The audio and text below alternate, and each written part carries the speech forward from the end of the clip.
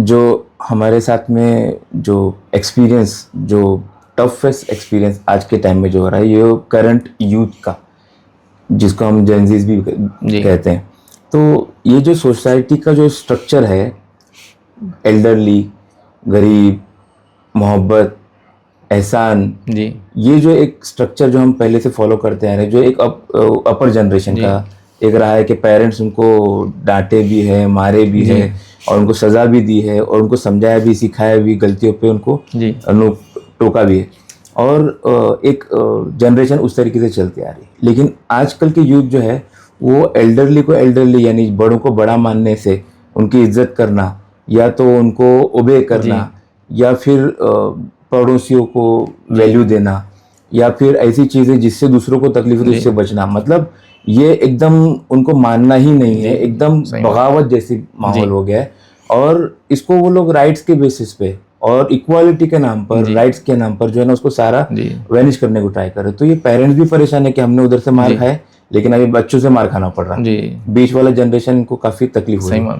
तो ये जेनजीज के लिए, या फिर हम उनके साथ में जब इंटरेक्शन करते हैं, ट्रेनिंग्स वगैरह करते हैं, तो हमको उनको किस तरीके से कन्विंस करना है, या फिर उनको किस तरीके से थोड़ा सा डाइवर्ट करना है। देखिए, ये जनरेशन जो है, जो अभी चल रही है, हम जिससे गुजर रहे हैं, ये सोशल मीडिया से मोटिवेटेड जनरेशन है जी। और जो जैसे हमने शुरू में डिस्कस किया, जो उन्होंने वहां देखा उनको लगता है ये जिंदगी है। सही है। मैंने यहाँ तक बच्चों को देखा कि 9th का स्टूडेंट है और वो पेरेंट को कह रहा है आईफोन नहीं दिलाए तो स्कूल नहीं जाऊंगा, और स्कूल नहीं जा रहा है। अच्छा, जिद है, बस जिद है, आप दिलाएंगे तो मैं जाऊंगा, नहीं तो स्कूल नहीं जाऊंगा। तो ऐसी जिद तो हमें कभी बचपन में नहीं थी। अगर ऐसी जिद कर ले तो फिर क्या होता था, ठीक है स्कूल नहीं गए, मतलब वो करे, तो फिर मैं समझता हूँ फिर ऐसे चीज़ें होती थी कि बस आदमी तौबा करके कल से सब शुरू कर देता था कि नहीं भाई अब तो वो नहीं करूँगा। लेकिन अब क्या है, राइट्स के नाम पर कुछ ऐसी चीज़ें बच्चों के हाथ में दे दी गई जो वो दुरुस्त नहीं थी याद रखी। मतलब ये आपके राइट्स है बोलकर कह दिया गया कि वालिदैन को नसीहत के तौर पे भी कभी ना मारे या कभी ना डांटे। एक बच्चे को डांट दिया तो खुदकुशी कर ले रहा है जाकर वो। टीचर्स का भी ये क्या मतलब अजीब हो रहा है। टीचर्स को तो ये पेरेंट्स का मसला है। टीचर्स के बारे में पेरेंट्स क्या करें, अरे वो तो हमारे गुलाम है, वो तेरे को हाथ कैसे लगाया उन्होंने, हाथ तोड़ के आना था तूने उनका, मैं देख लेता था। फिर गवर्नमेंट जी आ रहे बच्चों को हाथ नहीं लगाना। तो जब ये सब चीजें होंगी ना तो बड़ा मुश्किल है सोसाइटी को फिर कंट्रोल कर पाना। एक बच्चा क्राइम कर ले, फिर वो जुवेनाइल कोर्ट जाए, फिर जुवेनाइल वो जेल चले जाए और सारी सजाएं भुगते, उससे अच्छा थोड़ी नसीहत पहले कर दी जाए तो वो जिंदगी के मरहले से किसी को तकलीफ देने से बच सकता है।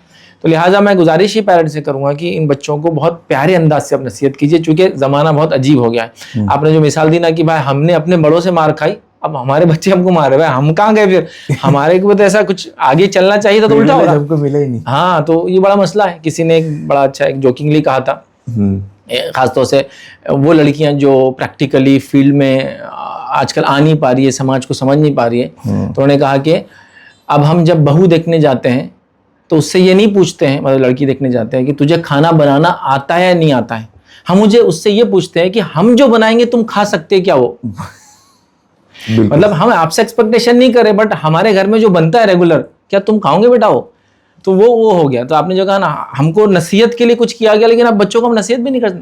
किसी को नसीहत की जा रही है तो वो बोल रहा मैं खुदकुशी कर लूंगा, ऐसे थ्रेट दे रहे हैं, किसी को फलाएं। तो लिहाजा थोड़ा नाजुक वक्त है। मैं ये कहूँगा सोशल मीडिया का इन्फ्लुएंस उन पे कम करके, रियल लाइफ के उनकी वैल्यूज बता के, रियल हीरोज उनके कौन होना चाहिए इसको डिफाइन करके, ठीक है, जैसे कि सीरत पढ़ाई अपने बच्चों को, नबी अकरम सल्लल्लाहु अलैहि वसल्लम के सहाबा, रियल हीरोज कैसे होते हैं प्रैक्टिकल लाइफ में, वो उनको देखें।